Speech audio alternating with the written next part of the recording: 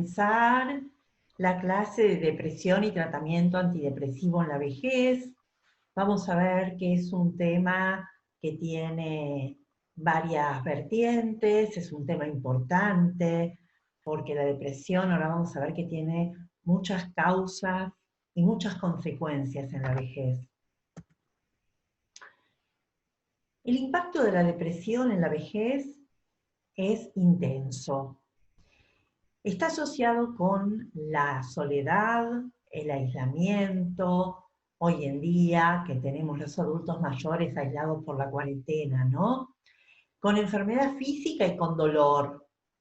Causa sufrimiento y causa enfermedad, porque tiene una alta comorbilidad, tanto con otros trastornos psicopatológicos como con enfermedades físicas. Es recurrente a lo largo de toda la vida y en la vejez más todavía, porque en la vejez la depresión tiene más tendencia a cronificarse que en la juventud. Puede ser crónica, mantenerse, así sea subsindrómicamente a lo largo de toda la vida, genera disfunción en los vínculos, disfunción familiar, aumenta mucho la tasa de mortalidad y es una de las mayores causas de suicidio. Los adultos mayores son la población que más intentos de suicidio hacen y más intentos consumados tienen. Y lo otro es que nunca hay que naturalizar la depresión en la vejez. Nunca hay que pensar que alguien por ser viejo y por tener causas es natural, es normal que esté deprimido, sino que siempre tenemos que hacer diagnóstico y tratamiento tempranos. La prevalencia de la depresión en las mujeres prácticamente duplica la incidencia de depresión en hombres a lo largo de toda la vida y también en la vejez. Fíjense cómo en este estudio de Kessler, que es un autor americano que tiene hechos muchos estudios epidemiológicos importantes, la depresión en las mujeres después de los 65 años casi triplica la incidencia en hombres. Y podemos considerar dos grupos de depresiones en la vejez. Uno es la depresión de comienzo temprano. Habitualmente la depresión comienza en la tercera década de la vida y la depresión va teniendo recurrencias a lo largo de la vida y el sujeto deviene viejo y es un tipo de depresión que habitualmente tiene antecedentes familiares de depresión o de trastornos afectivos en general. En cambio, la depresión de comienzo tardío no tiene habitualmente antecedentes familiares, pero sí cursa con un sustrato neurobiológico y neuropsicológico que es diferente, que está presente en casi todos los casos, y que si pedimos una neuroimagen, vamos a ver que hay una mayor involución, sobre todo de la zona frontal y prefrontal, con aumento de los espacios, de los surcos, y vamos a ver también hiperintensidades, o sea, esa microangiopatía que genera diferentes causas, diferentes patologías y también el envejecimiento y también la depresión. Los síntomas centrales habituales en población joven de la depresión, que es el ánimo deprimido y la tristeza, pueden no estar presentes en los adultos mayores, porque están más presentes los síntomas que tienen que ver con lo somático. Entonces vamos a encontrar somnolencia o insomnio, sobre todo insomnio tardío, anedonia, o sea, falta de capacidad de placer, falta de energía, enlentecimiento psicomotriz, pérdida del interés en las cosas, muy frecuente la comorbilidad con ansiedad, disminución del apetito, falta de apetito, preocupación excesiva por el cuerpo. Y esto es algo, tanto los trastornos somatomorfos de la depresión como la preocupación excesiva por el cuerpo, son dos cosas que tenemos que tener especialmente en cuenta, porque a veces tenemos que hacer el diagnóstico con ese tipo de síntomas, con síntomas puestos en el cuerpo que hacen más difícil el diagnóstico diferencial. Además, la depresión psicótica es más frecuente en los viejos que en los jóvenes. ¿Qué quiere decir? La presencia de delirios. Y los delirios pueden ser congruentes o no congruentes con el estado de ánimo. Un delirio congruente con el estado de ánimo es, por ejemplo, los que tienen que ver con el empobrecimiento, que dan cuenta del empobrecimiento subjetivo, ¿no? No tengo nada, no puedo nada, me quedé sin nada en mi casa. Mientras que los incongruentes con el estado de ánimo generalmente son paranoides.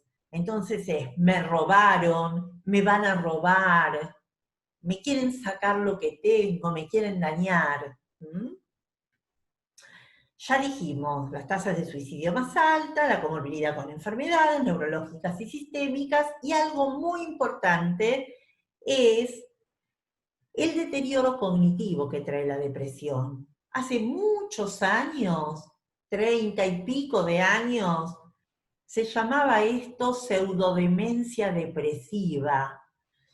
Era un término un poco ambiguo que se fue dejando de lado, pero el deterioro cognitivo que acompaña a la depresión es sumamente frecuente y puede ser un indicador de evolución a deterioro cognitivo leve o a demencias. Vamos a ver algunas variables entre cuadros depresivos. Y vamos a tomar variables que tienen que ver con el género, con el factor vascular y con los cuadros neurológicos. Este es un estudio que observó la trayectoria depresiva a 20 años de mujeres. Y lo que se vio es que el 54%, o sea, la mayoría de esa población, tenía síntomas depresivos persistentemente bajos a lo largo de los años. O sea, un grupo importante. El 28% bajo, persistentemente bajo. El 15% en aumento. Y el 3% persistentemente alto. O sea, el 3% de las adultas mayores que se observaron tenían síntomas permanentemente altos de depresión. También se observó que la depresión estaba asociada a tabaquismo, a sedentarismo, menos a consumo de alcohol y a la pobre vida social. Fíjense que el grupo que dice pobre vida social es un grupo especialmente numeroso. En cuanto a la comorbilidad, mayor comorbilidad con hipertensión, con obesidad, luego con infarto, con diabetes, con ACV. Fíjense que básicamente con factores de riesgo vascular y también con cáncer de mama en estas mujeres. Se vio un alto deterioro físico y un menor deterioro cognitivo. Y en este otro estudio se vio algo interesante. que es que las mujeres tienen menor disfuncionalidad durante la depresión y en los hombres hay una disfuncionalidad más rápida y una evolución más rápida. Fíjense, aumento de la mortalidad a 4 años.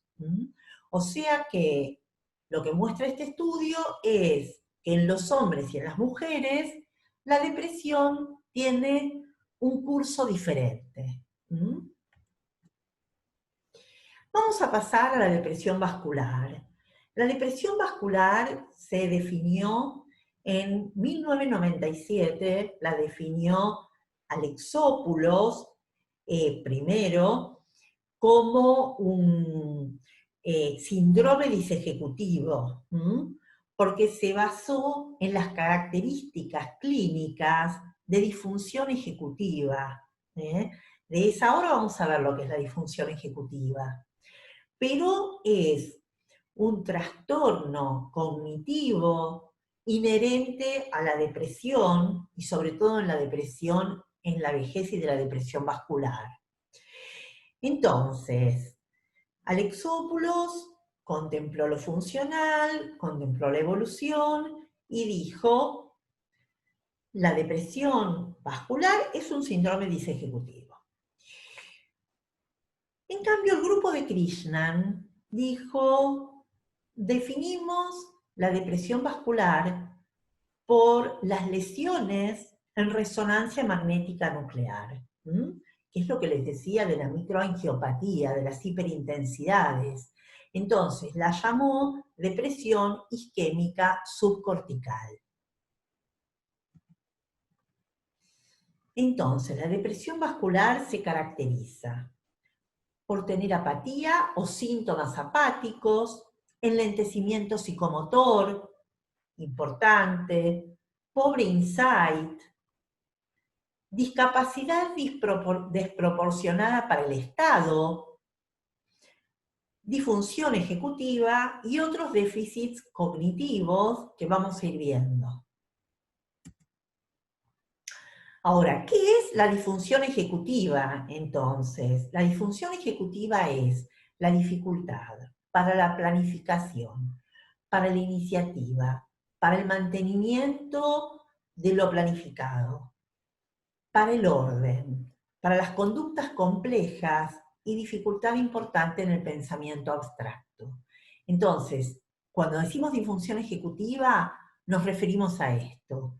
Entonces son esos pacientes que dicen, yo pensé en hacerlo, por ejemplo, salir de la cama, lo pensé, puse voluntad, pero no logré hacerlo.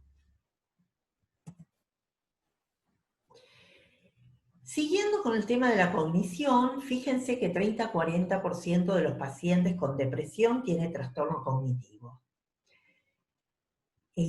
¿Cuál trastorno cognitivo, además de la disfunción ejecutiva? Disminución de la velocidad de procesamiento, memoria episódica disminuida, habilidades visoespaciales disminuidas y también fluencia verbal disminuida. Los déficits predicen recurrencia de la depresión, más deterioro cognitivo, peor pronóstico de la depresión y también más intentos de suicidio. Y algo importante que después vamos a retomar es que el deterioro cognitivo es un predictor de mala respuesta a los antidepresivos. Y también la depresión, cuando el deterioro cognitivo evoluciona y evoluciona importantemente, está asociado a demencia. Fíjense que 8 a 74% de las personas con demencia tienen depresión y también la depresión puede ser un factor de riesgo, un prodromo o un primer síntoma de las demencias. O sea que hay una relación de ida y vuelta importante. Hay déficits comunes al deterioro al deterioro cognitivo y a la depresión. Disminución de la memoria, de la atención, de la velocidad de procesamiento, disfunción ejecutiva, y ambas pueden cursar con apatía, tanto la depresión como con las demencias. Entonces, hay algunos momentos de la evolución, sobre todo cuando la demencia está en sus primeros estadios, que realmente es muy difícil saber, hacer el diagnóstico diferencial de dónde estamos parados.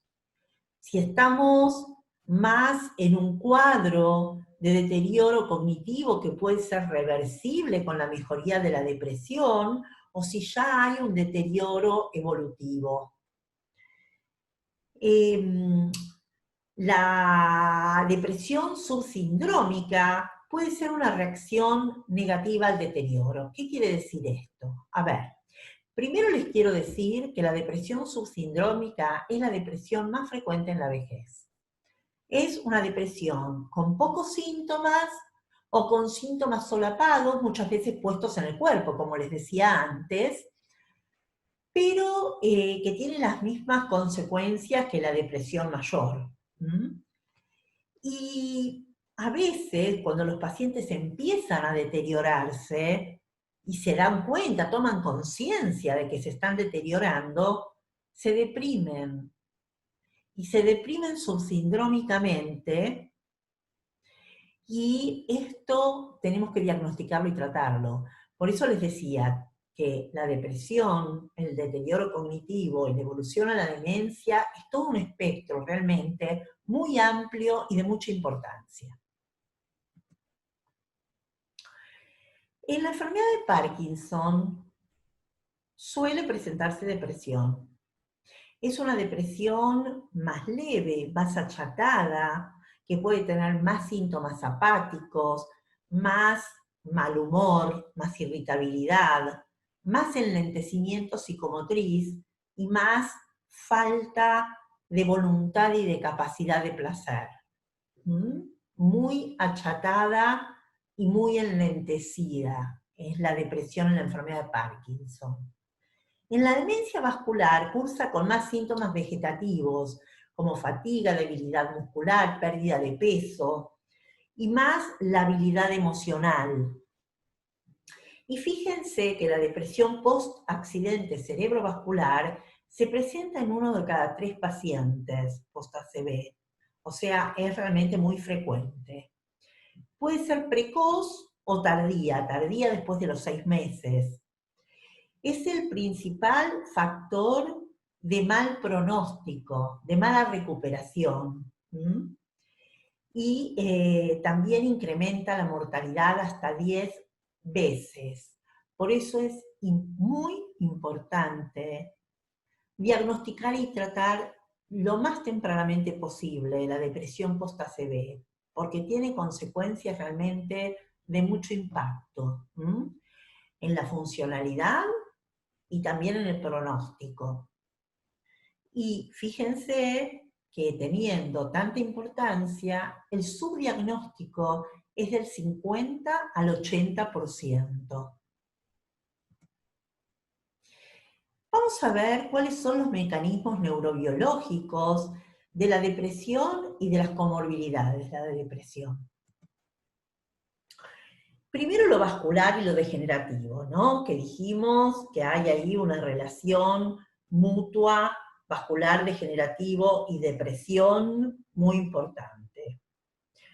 Tenemos factores de riesgo vascular, enfermedad vascular, tanto cardio como cerebrovascular puede ser, que generan hiperintensidades que podemos ver en resonancia magnética, que presenta disrupción focal de vías cerebrales que tienen que ver con el ánimo y con lo cognitivo, y hay alteración de la conectividad funcional cerebral. Eso lleva a la depresión y también a la demencia. Si sumamos la inflamación, los déficits de perfusión cerebral y el depósito de amiloide, se da lo que vemos en el triángulo inferior de la diapositiva: depresión, demencia, depósito de amiloide, porque en la depresión también hay depósito de amiloide, y esto lo describió Alexopoulos, el mismo autor que les dije que describió la depresión vascular la primera vez, y utilizó el término depresión amiloide, la hipótesis amiloidea de la depresión, en el 2016. Y también quiero compartir con ustedes un término que es inflammaging, o sea, inflamación y envejecimiento, la conjunción de los dos términos, que se utilizó por primera vez en el año 2000 y que da cuenta de mecanismos que están presentes, tanto en la depresión como en el deterioro cognitivo, como en la asociación de ambos y otras comorbilidades de la depresión. Fíjense que en la medida en que aumenta la edad, aumenta el tejido lipídico en el organismo. Y aumenta dentro del tejido lipídico las células inmunológicas, las células inflamatorias. Entonces hay un aumento de células inflamatorias y un aumento de la expresión inflamatoria en los adipocitos, que sumada a otros factores que pueden ser genéticos, cambios en la microbiota intestinal, la probabilidad de infecciones crónicas o cuestiones inmunes o autoinmunes, generan cascadas inflamatorias y apoptóticas que dañan las células y dañan las neuronas.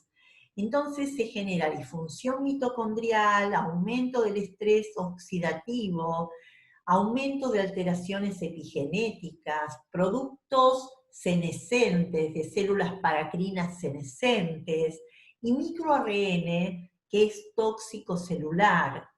Todo esto conduce a enfermedad cardiovascular, diabetes tipo 2, enfermedad renal crónica, cáncer, depresión, demencia, osteoporosis, sarcopenia y anemia.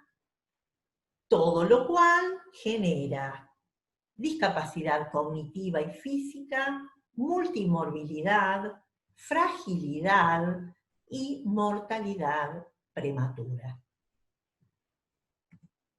Bien, vamos a pasar al tratamiento de la depresión, y si bien vamos a hablar de tratamiento psicofarmacológico, nunca jamás dejemos de lado la psicoterapia y el trabajo en general en equipo interdisciplinario, que son los cuidadores, los estimuladores, esos dispositivos que permiten salir del aislamiento, dispositivos de resocialización, todos los que generan estimulación no solamente cognitiva, sino también física.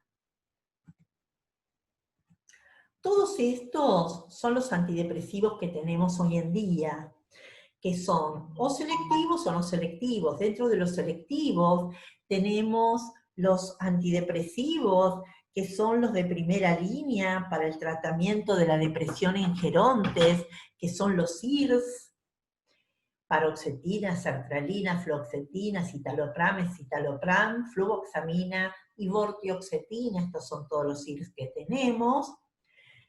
Tenemos un selectivo noradrenérgico, que es el bupropión, y tenemos los duales, o sea, esos antidepresivos que actúan sobre serotonina y noradrenalina, que son los viejos tricíclicos y los viejos IMAO, y los nuevos duales, que son la venlafaxina, el milnacipram, la duloxetina y la desvenlafaxina, y la mirtazapina, que no es un inhibidor dual de serotonina y noradrenalina, no es un inhibidor de la recaptación, quiero decir, sino que tiene un mecanismo más complejo, por lo cual llega finalmente al mismo mecanismo dual.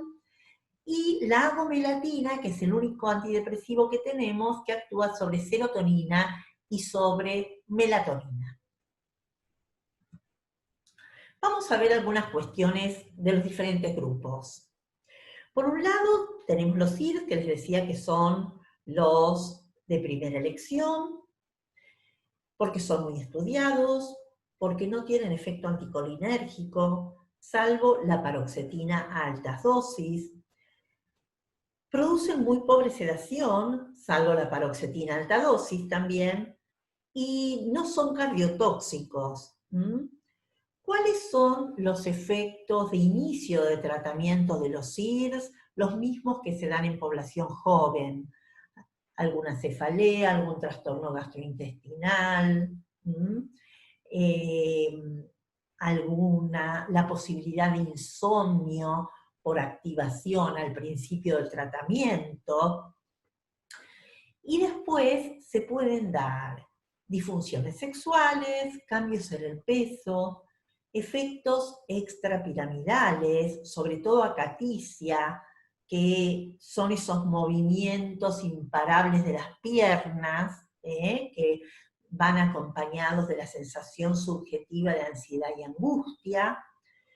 Siempre tenemos que tener en cuenta la probabilidad de que en el tiempo prolongado de tratamiento con un IRS pueda aparecer apatía, porque por la regulación de la serotonina y la dopamina en el lóbulo frontal, el aumento de serotonina genera disminución de la dopamina y eso genera la apatía.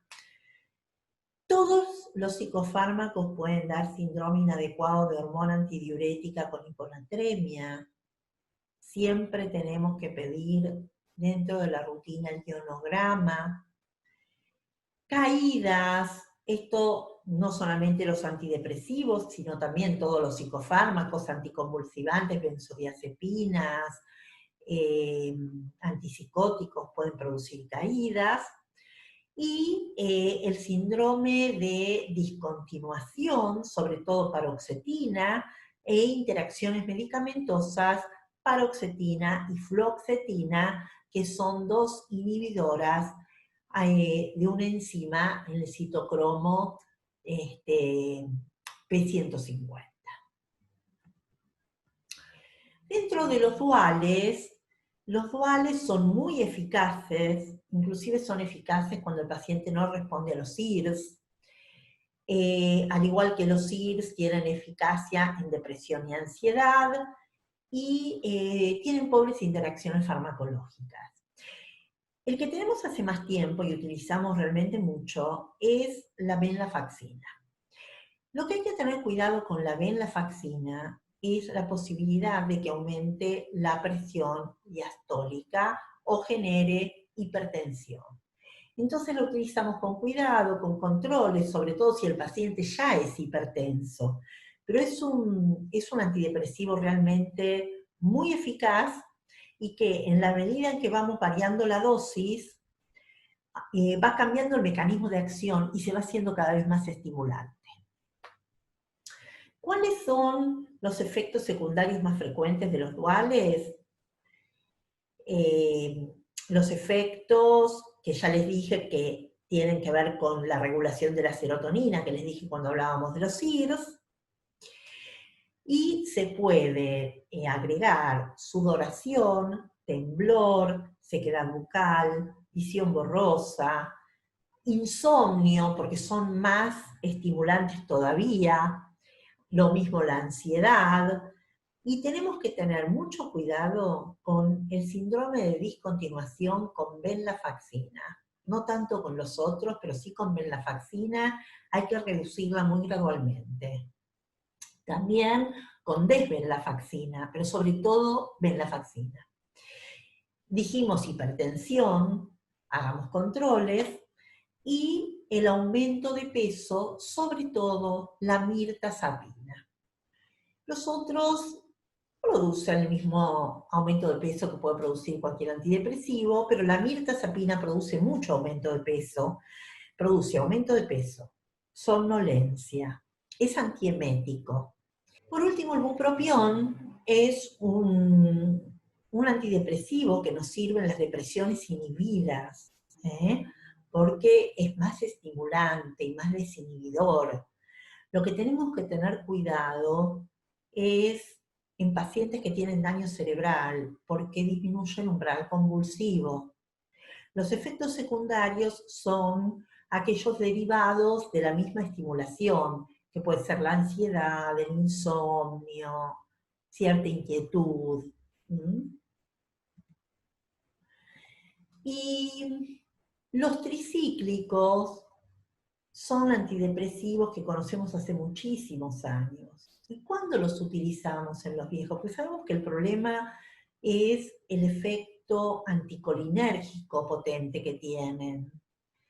Y también que farmacológicamente hablando son antidepresivos, drogas sucias, quiere decir que tocan muchos neurotransmisores al mismo tiempo, con lo cual pueden producir más efectos secundarios. Los utilizamos entonces cuando el paciente ya tiene antecedentes de buena respuesta a un tricíclico, o en pacientes que tienen dolor. Sabemos que los tricíclicos a baja dosis son muy eficaces para el dolor.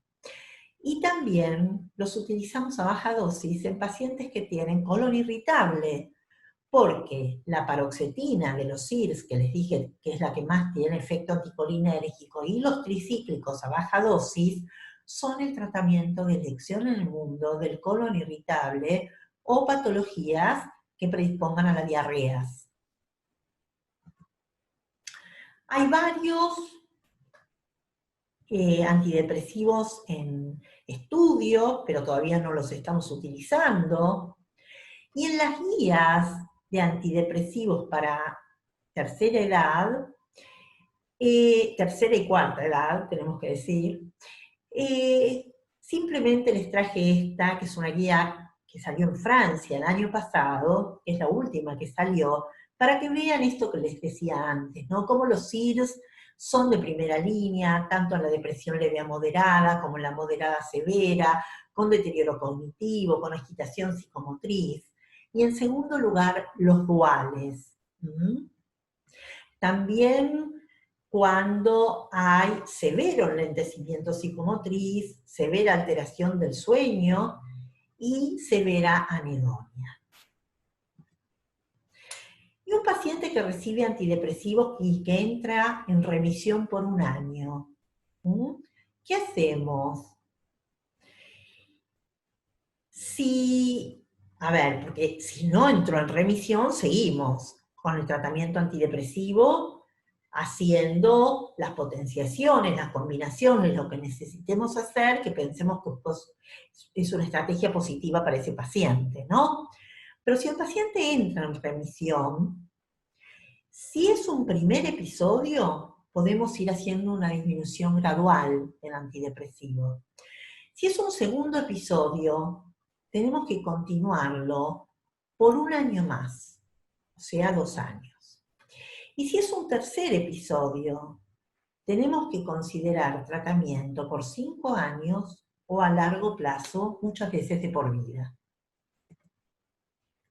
¿Cuáles son los indicadores, los predictores de buena respuesta a los antidepresivos en los viejos? Clínicos que no estén en aislamiento, porque el aislamiento es un predictor de pobre respuesta antidepresiva. También los trastornos de personalidad, la presencia de ansiedad, como les decía antes, por eso siempre hay que tratar la ansiedad, la apatía, la edad avanzada de comienzo, que implica más trastornos neuropsicológicos, y la presencia de enfermedad cerebrovascular.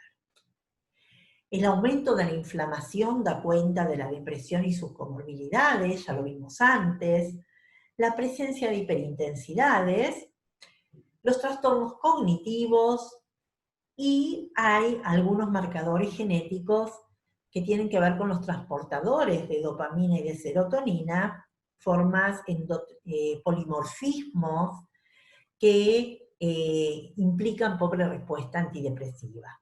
Fíjense qué interesante este estudio los pacientes post-ACV que se deprimieron y fueron tratados con antidepresivos precozmente durante 3 meses, se discontinuó el antidepresivo y el pronóstico de los pacientes fue mejor que aquellos que no habían recibido antidepresivos.